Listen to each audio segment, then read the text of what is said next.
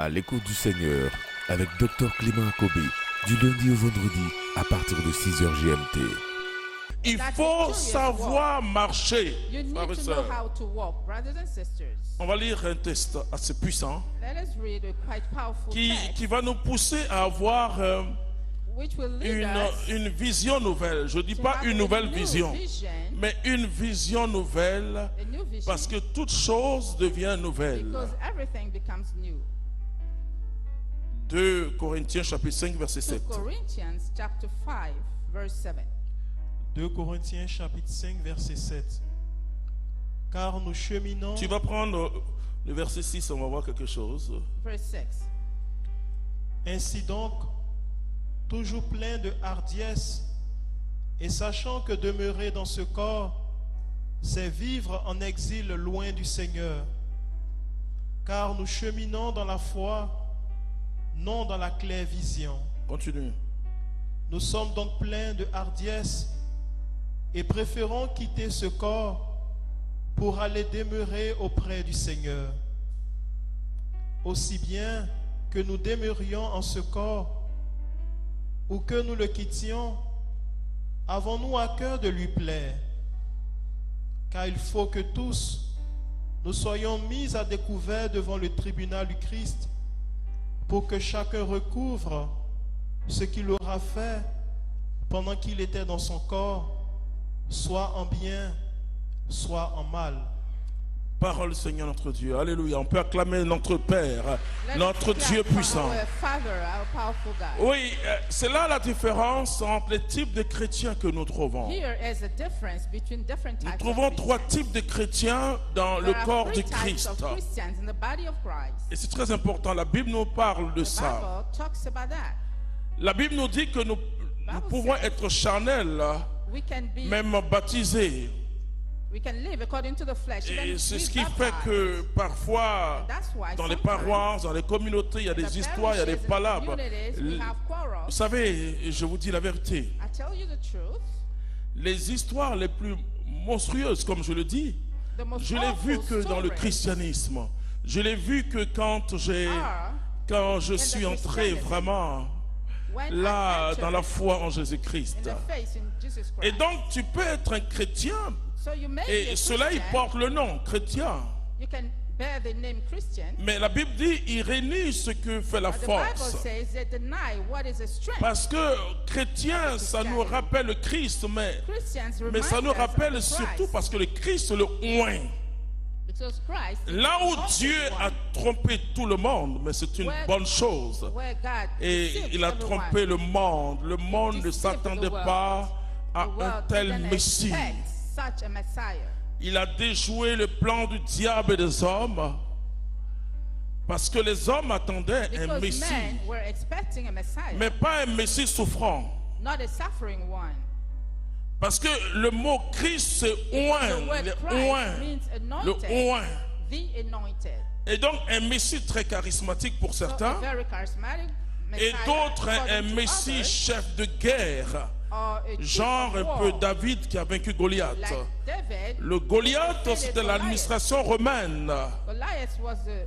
Et vous comprenez mon ami Jean le Baptiste, dans sa souffrance, parce que quand il a dit voici l'agneau de Dieu qui ôte le péché du monde, il disait quelque chose de tellement fort, inspiré par le Saint-Esprit. Nous pouvons être inspirés par le Saint-Esprit. Vous voyez, quelque chose qui m'a toujours bousculé, c'est Matthieu chapitre 16. Dans ce texte, dans ce chapitre, on voit un Pierre inspiré par Dieu. Et dans ce même chapitre, on voit un Pierre inspiré par le démon. Voici quand nous refusons d'aller dans la hauteur. Alors je salue tous ceux qui sont venus pour la session 2 sur Je veux aller plus haut. Voici Pierre à qui Jésus a dit, ce n'est ni la chair ni le sang qui t'ont parlé, mais c'est mon Père. C'est-à-dire le Saint-Esprit a parlé et il a dit, tu es le Fils de Dieu, le Messie, celui que le monde attendait. Vous voyez, pour ça, qu'est-ce que Pierre a reçu? la clé du royaume. Parce que la clé, c'est la connaissance. Et cette connaissance ouvre les portes. Vous voyez, il aura un grand séminaire sur la rédemption. La rédemption, c'est-à-dire toutes les bénédictions attachées à notre rédemption. Je parlerai que de 12 bénédictions. Mais alors Pierre, ce jour-là, il avait accès à ces bénédictions-là. Il dit, Pierre, ce n'est ni la chair ni le sang, mais c'est mon Père par son esprit qui a parlé en toi. Je te donne la clé du royaume. Tout ce que tu vas lier sur la terre sera lié dans les cieux. Tout ce que tu vas délier sur la terre sera aussi délié dans les cieux. Ça veut dire que la prière de Pierre, vous voyez, cette parole de Pierre, de Jésus à Pierre, fonde même le sacrement de la réconciliation, qui est le grand exercice du ministère de Jésus qui est venu pardonner. Ce pouvoir de briser, ce pouvoir de renverser, ce pouvoir de rétablir, ce même pouvoir que Dieu avait dit à Jérémie, la parole que je te donne pourra déraciner, pourra planter, pourra détruire et reconstruire. La parole que nous avons en nous est capable de beaucoup de choses. Voici que Pierre, il est inspiré par ses émotions. Et donc le diable joue beaucoup sur nos émotions. Jésus parle de sa mort. Et Pierre prend Jésus de côté.